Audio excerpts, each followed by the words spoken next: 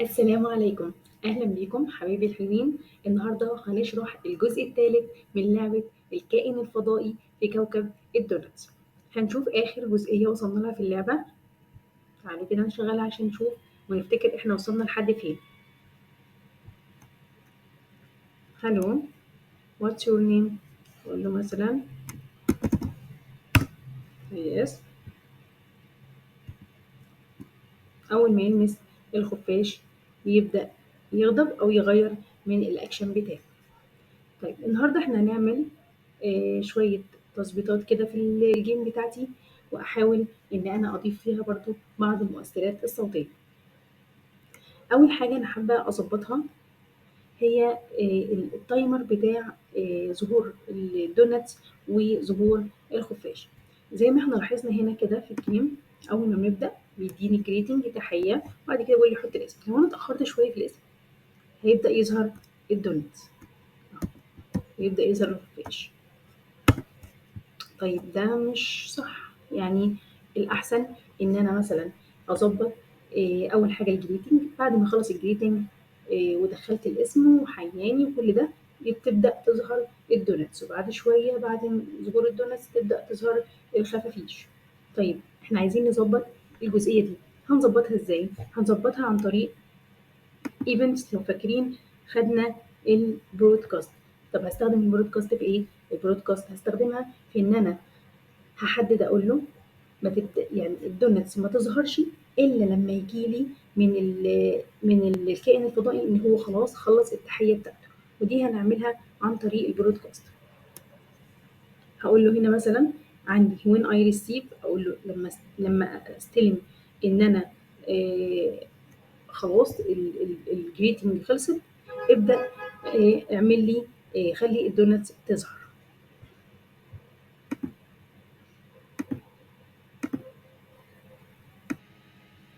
أول حاجة هروح على السبرايت بتاع الدونت، هشوف بيقول ايه. بيقول لي وين جرين فلاج كليكد، بخلي البوينتس بتاعتي بزيرو لان انا لسه بادئ، وبعد كده ويت 5 سكند. احنا عايزين نستغنى عن الويت دي، هستغنى عن الويت هحط فيها برودكاست اند ويت. انا مش عايزاك تستنى 5 ثواني، خليها كده بجد. انا عايزاه تبدا لما البرودكاست تخلص. واند ويت ليه؟ يعني ليه اخترت اند ويت وما اخترتش التانية اللي هي برودكاست بس؟ اند ويت يعني هقف هستنى لحد ما الكود اللي هناك يخلص وترجع لي، ابدا انا بقى انفذ الجزئيه بتاعتي. الجزء بتاعي اللي هو ايه؟ تخلص التحيه وتخلص الاسم، ابدا بقى نفذ الجزئيه بتاعت الدنيا. طبعا هنغير اسم البرودكاست بتاعي، اسميه مثلا جريتنج، التحيه. تمام، برودكاست جريتنج. هاخد بقى بقيه الكود بتاعي، انا كده مش عايز ويت. طيب اروح على الناحيه التانيه بقى. هنا المفروض ان انا اعمل ايه؟ المفروض ان انا الكود بتاعي اهوت من جرين فلاج كليك، بروح على البوزيشن وبعد كده say hello for 2 seconds، بعد كده اسال على الاسم، وبعد كده اعمل اقول له help me. هنا بقى المفروض ان انا اعمل when I receive greeting، المفروض ان انا اعمل ايه؟ say hello for 2 seconds، بعدين اقول له what's your name، بعدين اقول له thank. بعد كده لما يخلص كل ده يبدا يروح على الدونت. يبقى تاني الكود بتاعي هيمشي ازاي؟ وين جرين فلاج كليكد، اللعبه بدات. المفروض ان انا هظبط الكوستيوم بتاعي على شكل معين، وبعد كده هوديه على بوزيشن 0 0. تمام كده، انا كده بس مش هيظهر اي حاجه. لما يروح برضو هنا على الدونت وين جرين فلاج كليكد، هيعمل لي البوينتس بزيرو، وبعد كده هينادي على برودكاست جريتنج اند ويت، وهيوقف الكود هنا خالص مش هيكمل فيه. هيرجع تاني هنا وين اي ريسيف جريتنج، لما يجي لي بقى ان انا ابدا التحيه بتاعتي هبدا اقول سي هلو، وبعدين اسال على الاسم، وبعدين اقول له هيلب مي. وبعد كده اما ده يخلص خلاص انا كده المفروض الجيم بتاعتي هتبدا. اروح على الدونت تبدا. تعالوا كده نجرب ونشوف. طيب قبل ما اجرب الجيم انا حابه برضو اظبط الجزئيه بتاعت البات، لان المفروض ان في البات لو شفناها لان هي بتظهر بعد 7 ثواني من بدايه الجيم كلها. طيب احنا دلوقتي قلنا البيكو بيظهر في الاول، بعد كده الدونت هتبدا تظهر بعد ما الجريتنج تخلص. طب انا عايزه البات تظهر امتى؟ انا عايزه البات مثلا تظهر بعد ما ايه، يلعب شويه كده.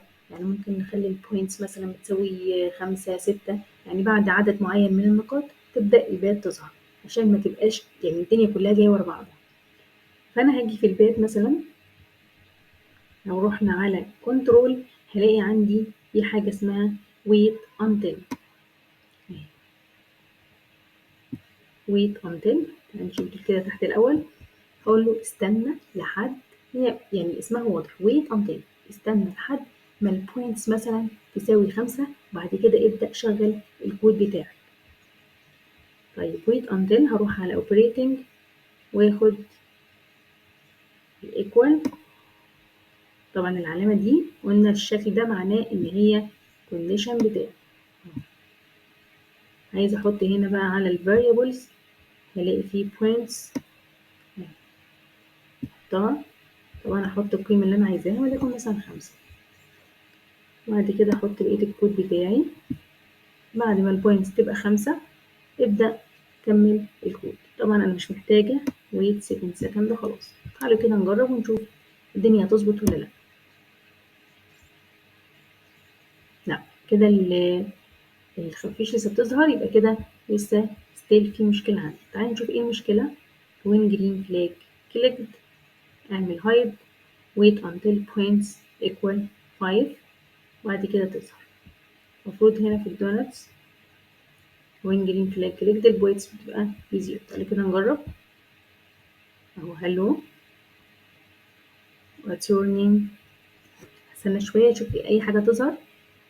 لحد دلوقتي مفيش. هبدأ ادخل النيم بتاعي summer help me eating donuts، تبدأ تظهر الدونتس. ادي 1 ادي 2 ادي 3.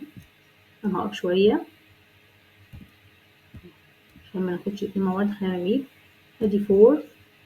شايفين كل ده الخفافيش ما ظهرتش، كانت الاول كله بيظهر ورا بعض. تعالوا بقى ناخد ايه، ادي 5. اول ما خدت ال5 بدأ الخفاش يظهر، بس الحظ ان هو ايه، نزل عليا على طول. احنا كده ظبطنا بداية الترتيب بتاع الجيم. بيكو بيظهر الاول بيديني التحية بتاعتي، بعد ما اخلصها تبدأ تظهر الدونتس، بعد شوية تبدأ تظهر البوينتس. طبعا انا ممكن ازود البوينتس تبقى 10 20 ايا كان الوقت اللي انا عايز العقبة بتاعتي تظهر فيه.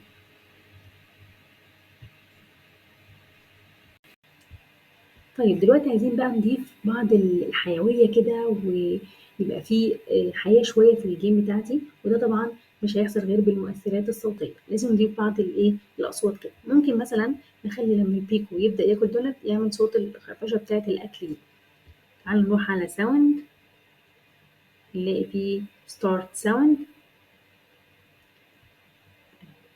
ناخدها كده نحطها فين الجزئية بتاعة البيكو بيلمس الدونت اهي. if touching بيكو اللي هي موجودة في السبرايت بتاع الدونت، لما البيكو بيلمس الدونت يبدأ يهايد ويتشينج البوينتس بتاعتي بواحد. هناخد ستارت ساوند نحطها مثلا هنا، ونشوف في صوت بايت اهو موجود. تعالوا كده نجرب. الو تمام، نحط اي اسم.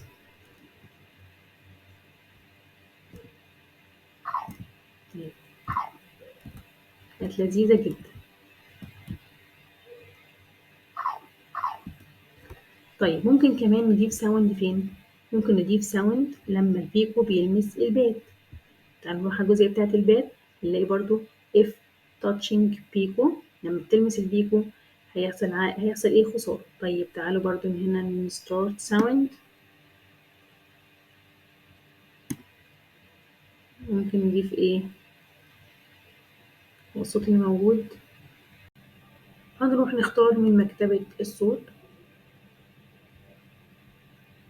من sounds. انا اخترت يعني الصوت ده اوبس، وهضيفه عندي وارجع على هعمل start sound احطه هنا. بس هنا في حاجة ناخد بالنا منها، ان هو المفروض هيبدأ الصوت وبعد كده هيعمل برودكاست لوز. فانا في الجزئيه ديت يعني هو اول طبعا ما يعمل لوز هيعمل ستوب اول، هيوقف لو الصوت مثلا زياده شويه فمش هيلحق يكمل الصوت. فانا في الجزئيه دي فضلت ان انا اختار بلاي ساوند انتل دان، يعني لما الصوت يخلص يبدأ ينفذ بقية الكود. تعالوا كده بقى نجرب.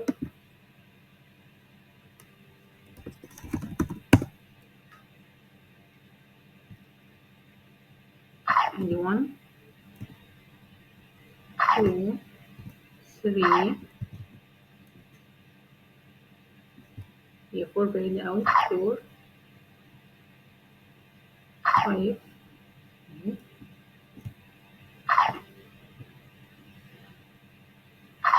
تايمر بدأ. شفت اللي حصل؟ أول ما خبطت فيا عمل صوت إن أنا خسرت. طبعا كده الجيم بدأت تتحول لجيم حقيقية.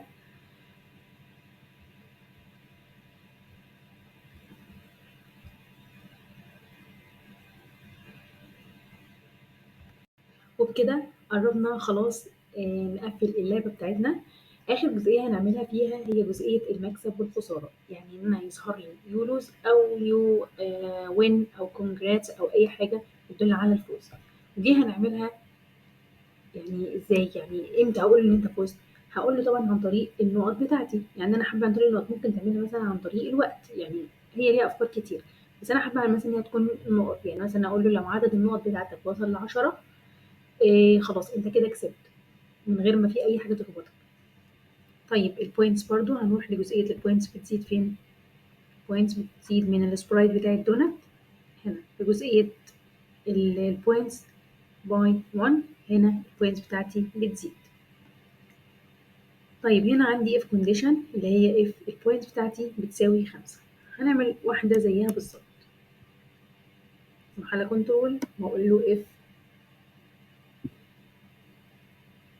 points، نروح على variable، هاخد الأول operator بتاعي اللي هو بتاع equal.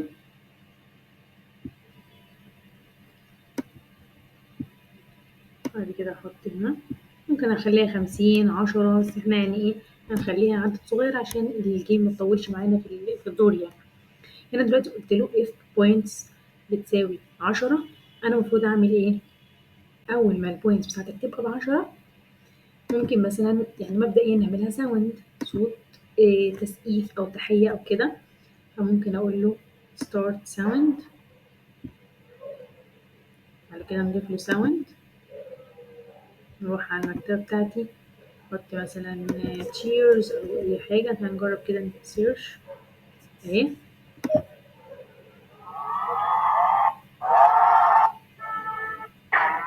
متهيألي دي اكتر واحدة مناسبة معايا. ارجع الكود بتاعي واقول له start sound cheer. مبدئيا بس نتأكد ان الايه الكونديشن بتاعي شغال مظبوط. هبدأ الجيم من 0 اهيت، البوينتس بتاعتي 0، احط الجيم بتاعي تمام. ماستربيليتنج بتبدأ تمسكها الاتنين مع بعض 3 4 5 تمام 6 كده خسرت. نبدأ الجيم تاني.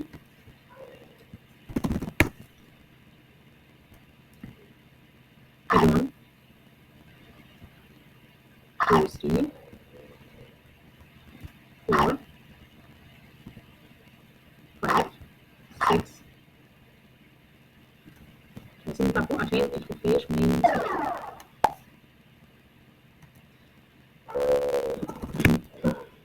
انا شكلي كده هلعب كام دور لحد ما احقق البوينتس بتاعتي.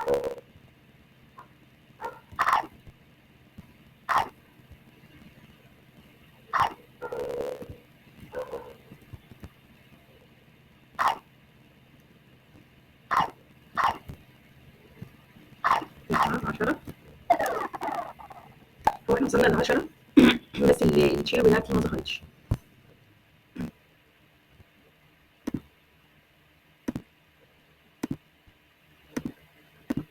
طيب احنا عشان نجرب ممكن بس نقلل عدد البوينتس نخليها 3 علشان ما نفضلش نعيد في الجيم كتير لحد ما نتأكد بس ان الدنيا شغالة تمام، وبعد كده نجرب. تمام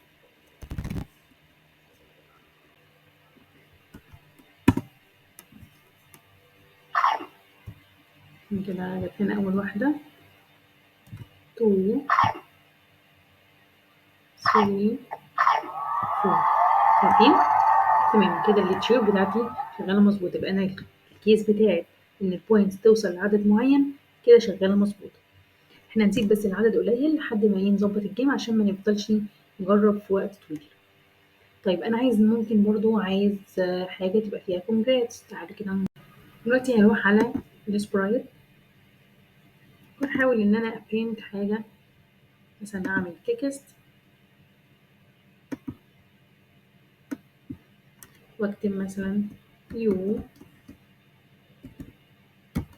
وين. انا غيرت التكست بتاعي بس الفونت، شكل الفونت في البيكسل عشان تبقى شكل الجيم كده اهي.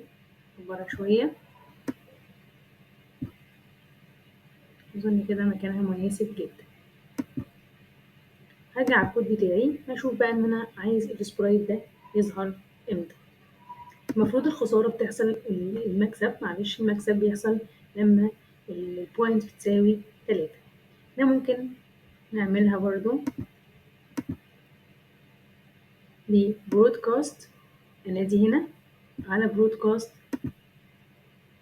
واسميه مثلا وين مكسب، واروح على السبرايت هنا واقول له وين اي ريسيف، لما استلم ان انا وين. في الحالة دي هعمل شو ليها، شو طبعا.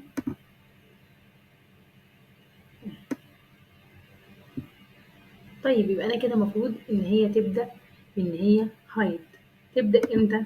اللي هي وين جرين فلاج كده، يتخلي دي كده الاول بس تكون مترتبة. اول ما ابدأ الجيم بتاعتي هي المفروض تبقى هايد، هتظهر بس لما اكسب. اكسب امتى؟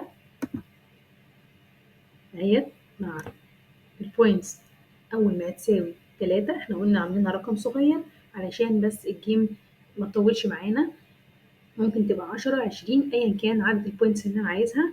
هقول له start sound cheer وبعد كده هطلع لي message win. وبرده في الحالة دي هحتاج ان انا اعمل stop للكود بتاعي كله، لان انا كده خلاص الجيم بتاعتي اوريدي خلصت. نجرب. هلو، قول مثلا علي help me eating donuts 1 2 3 you win. تمام كده وكل حاجة وقفت في الجيم بتاعتي. طيب احنا قلنا في الخسارة امتى؟ الخسارة لما البيكو بتاعي يكسب البات، اللي هي بنادي على برودكاست لوز وبعد كده برضو بعمل ستوب اول. يبقى انا برضو هعمل نفس الجزئية اللي انا عملتها في البيكو. احنا قلنا هنا عملنا الساوند اوبس وبعد كده اهيت ناديت على برودكاست وين. هنا اصلا في برودكاست لوز، برودكاست لوز اللي هو موجود هو اي ريسيف لوز. المفروض اغير شكل الكوستيوم بتاعي واعمل ستارت ساوند. احنا كده المفروض عملنا تو ساوند.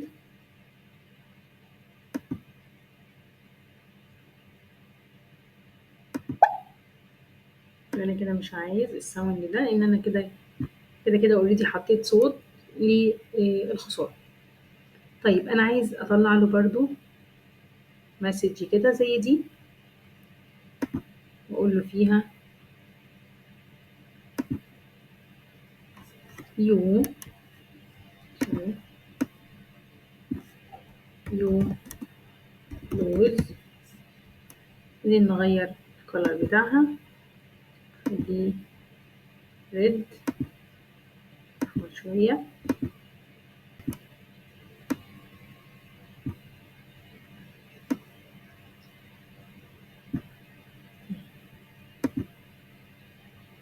نرجع تاني للكود بتاعي برضو هقول when green flag clicked هتكون hide.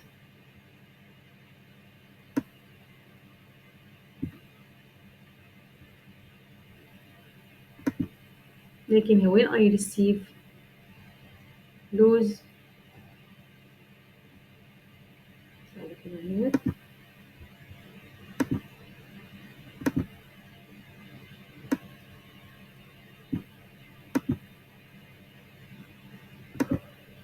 اعمل شو.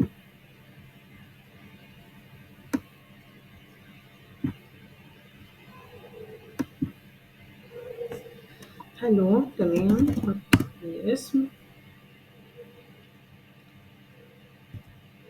1 2 you win. طيب احنا عايزين بس نغير الجزئية بتاعة 3 دي، نخليها بقى كده 10 ونجرب الجيم بتاعتي.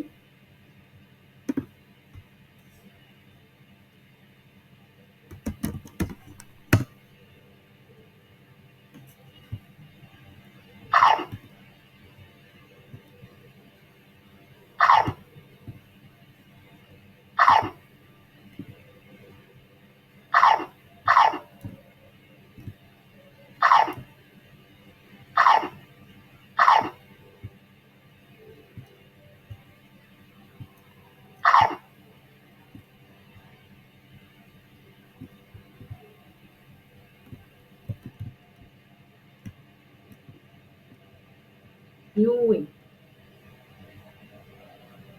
هنلعب كمان مرة عشان نشوف اللوز هتظهر ازاي.